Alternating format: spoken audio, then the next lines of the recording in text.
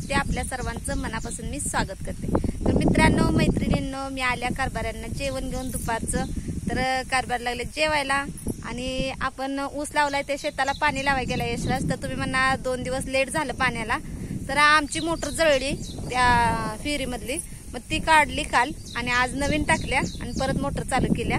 तर बघू शकता यशराज गेलाय पाणी लावले, ती कुठपर्यंत गेले बघायला, म्हणजे सरीला दुसऱ्या लावायसाठी। आणि कारभारी आमचं लागले जेवायला। कारभारी ओ कारभारी, जेवाय बोलवत नाही साई? इकडं बघा की, बोलवा की, जेवाया सगळ्यांनी। तर मित्रांनो चला, आज शेतावरचा ब्लॉग आहे, नक्की कंटिन्यू करा म्हणजे तुम्हाला कळेल की आज ताईने काय केलं। तर चला मित्रांनो, मैत्रिणींनो, ऊस लावलाय 2 दिवस आधी आणि पाणीच नव्हतं ऊसाला, तर आता लावलंय पाणी। तर यशराजने केली दारी बघा सरीला। तर कसं असतंय मित्रांनो, माशाच्या पिल्लांना जसं पाण्यात पोहायला शिकवायला लागत नाही, तसंच शेतकऱ्याच्या पण मुलांना शेती कशी करायची हे शिकवायला लागत नाही।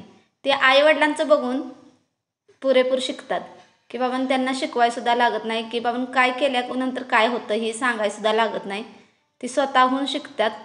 तर चला, यशराजनं केली दारी, तर आम्ही चाललोय सावलीला।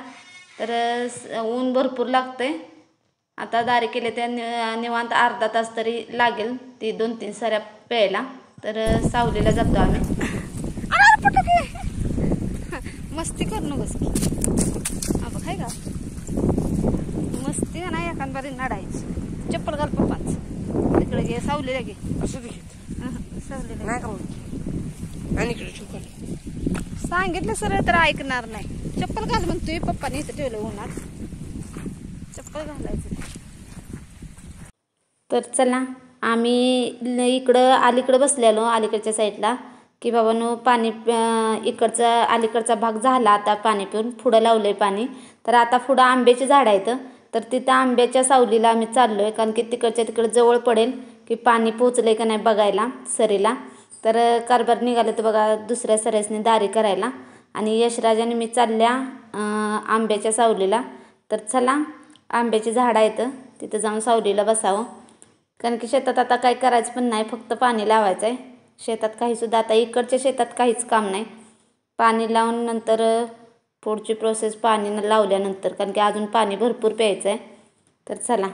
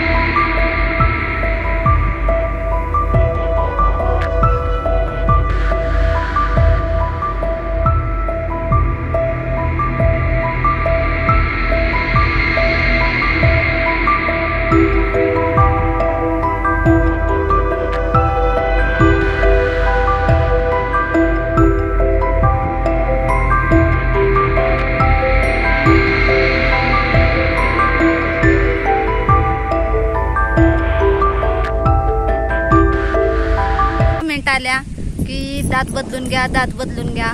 तर दात बदलायचं आहे, खरं शेतातली कामं झाल्याशिवाय नाही, कारण की दात काढाय ही कॅप घालाय गेलं तर दात आपला हे घासून पूर्ण काढतात, त्यावेळेस ही सुस्त पूर्ण आणि ताप वगैरे येतो, मग ते काम होणार नाही आपल्या शेतातलं जर ताप वगैरे आला तर। मग थांबल्या, शेतातलं निम्मार्ध काम झालं की मग दाताकडं बघायचं, दवाखान्यात जायचं आणि कॅप घालायचे। याला दाखवून आल्या दवाखान्यात, कॅप घाला म्हणून सांगितले। कॅप म्हणणार तुम्ही कसली कॅप, तर काय काय लोकांनी घातली असेल त्यांना माहिती असेल की कॅप म्हणजे काय। तर चला बघूया केव्हा मुहूर्त लागतोय दवाखान्यात जायला, शेतातली कामं काय उरकत नाही ते।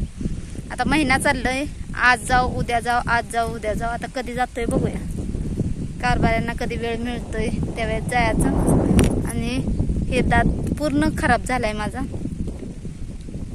तो कॅप घालून यायचं। तर यशराज अजून 15 दिवसच सुट्टी आहे, आता परत शाळा, घरात 1 मिनिट थांबाय मागत नाही, सारखं शेताव पाहिजे म्हणतो. घरात गरम लय होतंय, फॅनची वाफ गरम येत्या, इकडं बाहेर आलं की थंड वाटतंय. खरंच आहे, शेतात थंड वाटतं.